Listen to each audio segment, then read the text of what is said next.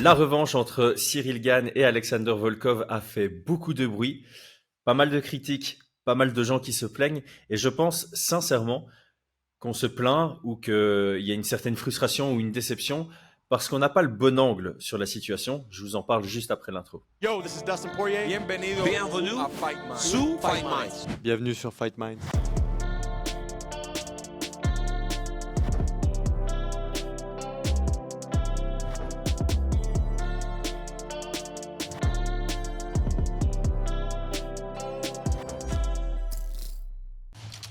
Paris sur le MMA avec Unibet. Quelle sera l'issue du combat? Une soumission? Un KO? Paris sur l'appli numéro 1 avec Unibet. 100 € de bonus sur ton premier pari. Ok, donc pour remettre un peu en contexte, on avait beaucoup d'attentes, enfin en tout cas il y avait beaucoup de fans qui s'attendaient à voir en main event de l'UFC Paris Cyril Gane contre Jailton Almeida. Pourquoi est-ce que certains fans voulaient voir ce combat? Notamment parce que les défaites de Cyril Gane à l'UFC, ces deux défaites dans sa carrière, elles sont toutes les deux à l'UFC, c'est contre Francis Ngannou, où il se fait lutter à partir du 3e round, et contre John Jones, qui le lutte dans le premier round et qui va le soumettre assez rapidement.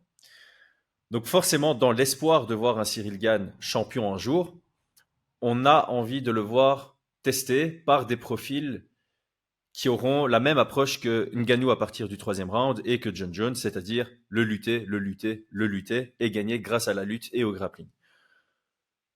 Donc, on a besoin de réponses par rapport à est-ce que Gane travaille son sol, est-ce qu'il y a une phase d'amélioration, est-ce qu'il sera capable, dans ses prochains combats, de pouvoir tenir tête face à un lutteur. D'autant plus que, quand on regarde le haut du classement et les prochains potentiels adversaires de Cyril Gane dans son run vers la ceinture, on n'a que des gars qui voudront le lutter. On a John Jones qui l'a déjà lutté et en cas de revanche, ce sera la même stratégie grosso modo.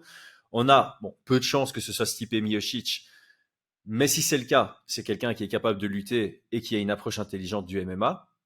Allez voir son combat contre Mark Hunt, Stipe Miocic contre Mark Hunt. Très très chouette à voir. Contre Ngannou pareil. Pas besoin de le prouver, donc Stipe Miocic aurait la même approche. On a Curtis Blades qui combat dans 2 semaines, un peu moins de 2 semaines, contre Thomas Spinal, qui est un lutteur et qui chercherait uniquement à lutter contre Cyril Gane.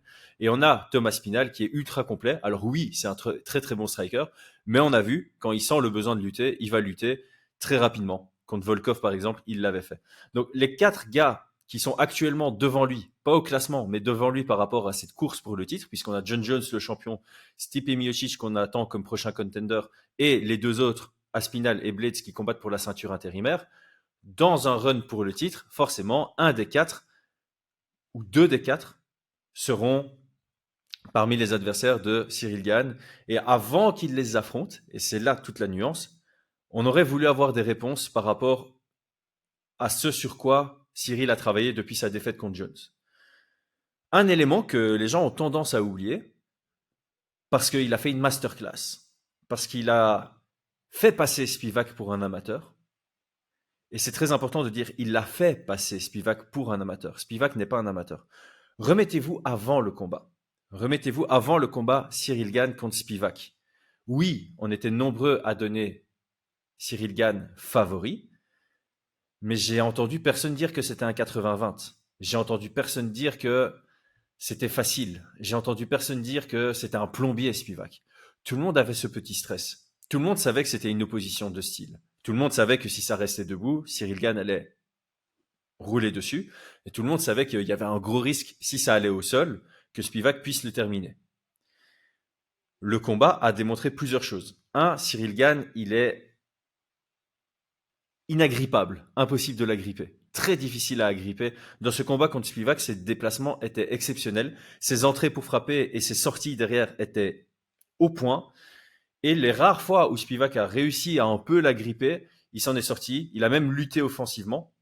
Donc il a prouvé, selon moi, dans ce combat-là, il ne faut pas oublier qu'il avait prouvé, qu'il avait travaillé sur son système anti-lutte, mais aussi sur son grappling dans son ensemble.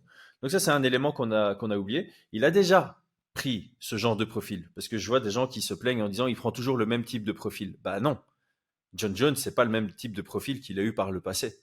Et Spivak, c'est pas un junior de Santos. C'est pas le même profil. Ensuite, normalement, en tant que fan de Cyril Gane, on devrait lui souhaiter du bien. Ce qui signifie qu'on devrait lui souhaiter d'atteindre ses objectifs. Et si on part du principe que ses objectifs, c'est toujours d'avoir cette ceinture à l'UFC, on doit lui souhaiter le chemin qui lui amène à ce titre, à ce title shot et à cette victoire dans le title shot.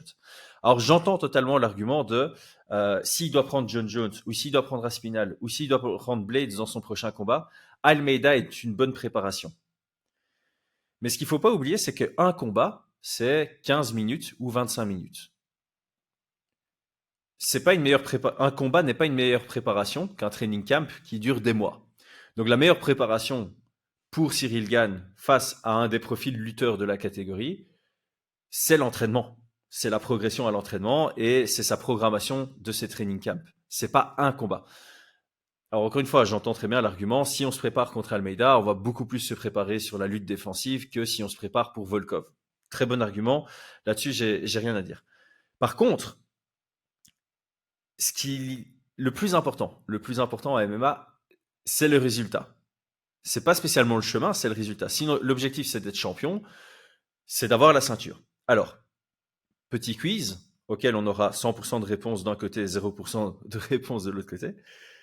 Qu'est-ce qui rapproche le plus du titre avant que le combat ait lieu? Combattre dans un combat où on est large favori face au numéro 3 d'une division, ou combattre face à quelqu'un contre lequel on est petit favori, qui est numéro 7 dans la division. J'ai laissé un temps de réflexion. Je pense que la question, elle est vite répondue, comme dirait l'autre. Tu combats contre quelqu'un de mieux classé, qui est plus à ta portée. Ça s'appelle un choix intelligent. Alors, si aujourd'hui on arrive dans une ère où on critique l'intelligence des combattants dont on est supposé être fan, on s'en sort pas. Ici, déjà, on va partir du principe que Cyril Gane a choisi. Ce que moi, je doute. Moi, je suis plus du narratif. L'UFC fait ce qu'ils veulent, font ce qu'ils veulent. L'UFC, on l'a déjà vu, ils annoncent des combats sans prévenir les coachs, sans prévenir les combattants, sans prévenir les managers, sans contrat signé. Ils annoncent comme ça. C'est extrêmement rare, je pense, et cet avis ne tient qu'à moi, je pense que c'est extrêmement rare que un combattant choisisse réellement ses adversaires. Alors, dans certains cas, on a l'impression, Sean O'Malley, quand il a choisi de prendre sa revanche contre Marlon Vera, on a vraiment cette impression que c'est lui qui a choisi. Et c'est vrai. Et de temps en temps, tu forces un peu la chance. Le call-out de Nate Diaz contre Masvidal pour la BMF, clairement, le call-out a amené à. Et il y a certains call-outs qui, évidemment, mettent la puce à l'oreille, qui provoquent un combat derrière. Et des call-outs mutuels. Ceci étant dit, les gens semblent critiquer, ouais, il a esquivé Almeida pour prendre Volkov, qui a un combat plus facile. Ouais, quel est le problème à ça? Tu veux aller vers la ceinture. Battre, quand tu es numéro 2 et que tu bats le numéro 7, ça te fait pas progresser. Ça te rajoute un argument, certes, mais un beaucoup plus petit argument que battre le numéro 3 de ta division, celui qui est juste derrière toi au classement. C'est mathématique, c'est très simple. Puis, les gens repartent en arrière en mode, ouais, il a déjà battu, facilement. Alors déjà, le facilement, je suis pas certain que ce soit vrai. Oui, sur papier, c'est 49-46 et 50-45. Il l'a dominé, il l'a maîtrisé. Mais c'était il y a longtemps, c'est pas un rematch immédiat. Et c'est jamais arrivé en MMA que le combat numéro 1 soit à sens unique et le combat numéro 2 soit à sens unique dans l'autre sens. C'est jamais arrivé ça? Jamais, jamais. Vous êtes sûr? Réfléchissez un peu. J'ai même pas besoin de citer. Il y a plein d'exemples où il y a eu un premier combat dans un sens et puis le deuxième combat dans l'autre sens. Voilà. Rien n'est joué, surtout que là, il y a eu quelques années qui se sont écoulées d'un côté comme de l'autre. Depuis le combat Cyril Gane contre Volkov, il y a eu des blueprints qui ont été imprimés pour battre Cyril Gane, l'utilisation de la lutte. Et depuis Cyril Gane contre Volkov, Volkov a eu une défaite contre Aspinall, mais au-delà de ça, il est sur 4 victoires consécutives, 3 finishes de suite, et la victoire contre le monstre Pavlovich. C'est lourd quand même, ça pèse lourd dans la balance. Il a battu Pavlovich, le gars, dans son dernier combat. Donc sur papier, selon moi, c'est beaucoup plus serré que ce qu'on peut penser. Si évidemment on se réfère au premier combat et on se dit Volkov il va faire aucun ajustement, il n'a pas progressé depuis, alors oui, c'est un combat assez facile pour Cyril Gane. Mais encore une fois, je reviens sur cet argument qui vaut pour moi toute la discussion ici. Tu as 70% de chances de gagner contre le numéro 3 ou tu as 55% de chances de gagner contre le numéro 7. Le choix intelligent, c'est quand même la première option. On est d'accord. Donc pourquoi critiquer ça? Et c'est là où je viens à mon dernier argument ici, c'est vision court terme versus vision à long terme. Alors la vision à court terme, je vous rejoins, je suis dans votre team. Je suis frustré, je suis déçu. Parce qu'à court terme, j'aurais voulu voir ce combat Gane contre Almeida. Sur papier, c'est un chouette combat, c'est rempli d'intrigues, c'est une opposition de style. Comment ça se serait déroulé? Vraiment, c'est un combat fun. C'est un combat qui, en tant que fan, me plaît énormément. Contre Volkov, effectivement, on a déjà vu. Moi, je pense sincèrement que le deuxième combat ici sera bien différent que leur premier combat. Donc, ça m'intrigue. Je l'avais déjà dit bien avant. J'avais dit avant Volkov contre Pavlovich que si Volkov gagnait, ça m'intéressait ce combat et je faisais partie des seuls qui étaient intéressés par ce combat. Bref, moi, ça m'intéresse aussi. Mais je comprends. Voilà, à court terme, on voulait cette petite opposition de style. On voulait voir les améliorations, ce qu'avait mis en place Cyril Gane pour s'améliorer en lutte. Donc là-dessus, je suis entièrement d'accord. Maintenant, il faut avoir une vision à long terme. La vision à long terme, c'est on veut voir Cyril avec la ceinture. Et pour voir Cyril avec la ceinture, c'est quand même mieux de passer par Volkov, qui lui garantit que ce combat est potentiellement une demi-finale et qui, en plus de ça, lui apporte plus de chances de victoire, tout simplement.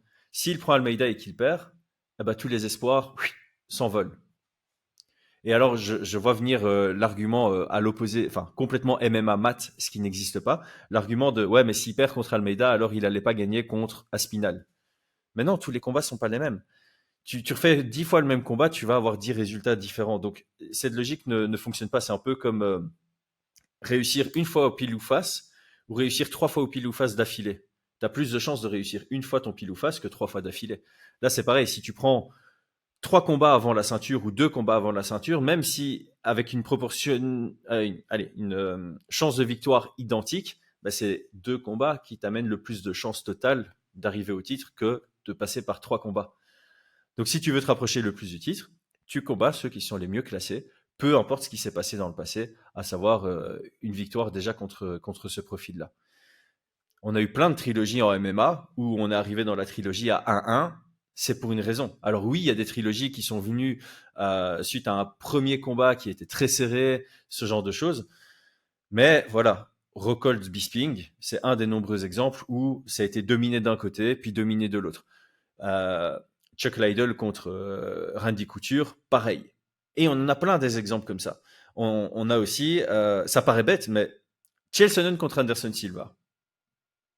Chael Sonnen a tout dominé dans le premier combat. Alors oui, il se fait surprendre à quelques secondes, quelques minutes de la fin, 1 minute 30 de la fin sur un triangle.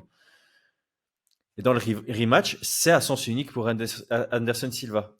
Chaque combat n'est pas le même. On a plein de différences. Les KO expéditifs, Rose contre Joanna, Rose contre Weili Zhang. Le premier combat, c'est expéditif KO premier round. Le deuxième combat, c'est systématiquement plus serré. Donc voilà, il faut arrêter d'avoir cette vision anti-Gane, anti-français. Soyez des supporters, les amis, parce que là, il y a 1000 raisons de le supporter. C'est un choix logique, c'est un choix intelligent, c'est le choix qui le rapproche le plus de son objectif, et c'est le choix, du coup, qu'on doit le plus supporter. Donc félicitations à Cyril Gane. Et puis pour finir, c'est vrai, UFC Paris en main event, ça claque. Ça aurait été chouette de l'avoir en main event à l'UFC Paris.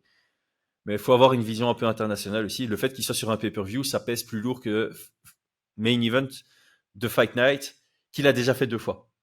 Cyril Gane a déjà été combat principal 2 fois à l'UFC Paris.